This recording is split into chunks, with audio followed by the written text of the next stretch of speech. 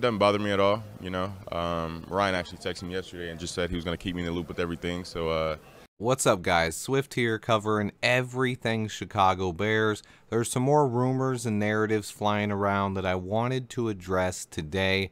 The first off is Ryan Poles plans to keep Justin Fields informed on what's going to happen this offseason. It's good news on that front, as Justin Fields had an interview on the Rich Eisen show last week during the media week at the Super Bowl, and he said he would like to be kept in the loop and know what's going on. A lot of fans are like, oh, you don't need to inform your third-year QB of anything, but I feel like Justin Fields is at a position in this franchise where Ryan Poles should keep him in the loop and let him know what's going on. I understand we are a very secretive organization, though, and they don't want any leaks, especially when it comes to trading the #1 overall pick. So the good news out of this camp is the very next day after Justin Fields said that, he was on another radio show for Fansided, and he said that Ryan Poles actually texted him after the Rich Eisen interview and let him know what's up and that he was going to keep him in the loop now. So that's progress. Ryan Poles is going to keep Justin Fields in the loop of what the Bears' plans are this offseason, so he doesn't have to believe any of the rumors that he hears from these guys who have no idea what they're talking about. Speaking of guys who have no idea what they're talking about, you guys know that I hate clickbait. Well, Colin Cowherd is out there with some crazy clickbait, saying that the Bears should trade Justin Fields, and he's not the guy, blah, blah, blah. The funniest part about this one is he said the same things about Jalen Hurts last year, and just a couple months ago, he was praising Justin Fields. You guys know I hate this clickbait, and this is the definition of clickbait. The problem is, though, that Colin Cowherd has a huge audience. So when he says something like this, millions of fans hear it. Only a few thousand of you will hear my response. After listening to the segment, it's not even a question to me. I know Cowherd did not watch the Bears much this year, and there's no way in the world he looked at tape. He says things that are just factually wrong. Like, we spent a ton of early draft capital on offensive line this year, and he said we had multiple rookies starting all year and playing well. No, that's wrong, Colin. Only Braxton Jones did that, and he was a 5th-round pick and our first pick on the O-line in this year's draft. Our high picks were not spent on the O-line, and we didn't have multiple rookie starters. We only had one on the offensive line. Also, yes, Braxton Jones had a very good year, but every Bears fan knows even he struggled mightily in pass protection, especially versus the bull rush. The comments made by Colin Cowherd were silly to me. It shows he knows absolutely nothing about the Chicago Bears or what they plan on doing.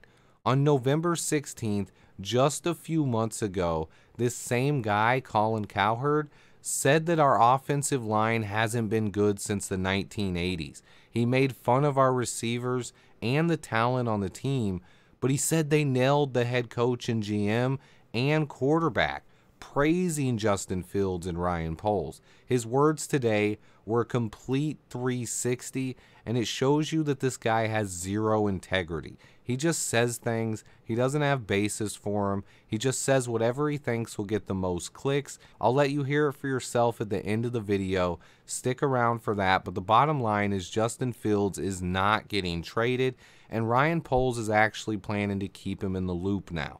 We already knew he wasn't getting traded, though, so this is just fake news, but it's a rumor that's not going to go away until the draft. It is good to hear that Ryan Poles texted Justin Fields. I like that. I want Fields to have confidence that he's the leader of this team, and being able to sit at home and smile and laugh at all these rumors, that's a good thing, and it's only going to motivate Justin Fields even more. Stay tuned, guys. I just wanted to touch quickly on this rumor. I'm working on some bigger videos. Remember to hit that like button for me, and until next time, bear down. I like Justin Fields, but I've never, ever thought he was Trevor Lawrence. I don't think he's close to Caleb Williams or Drake May. I don't think he's an Andrew Luck. I don't think he's a guy that can succeed if the circumstances aren't great. He's more Trey Lance. He'll work if he gets the right stuff. And I don't know if Chicago will have the right stuff. But all you have to do is go to PFF and look at O-lines. His is middle of the pack. Some of those young guys they drafted ended up being pretty good. They spent a lot of draft capital on the O-line. And a lot of those guys were starting and pretty good.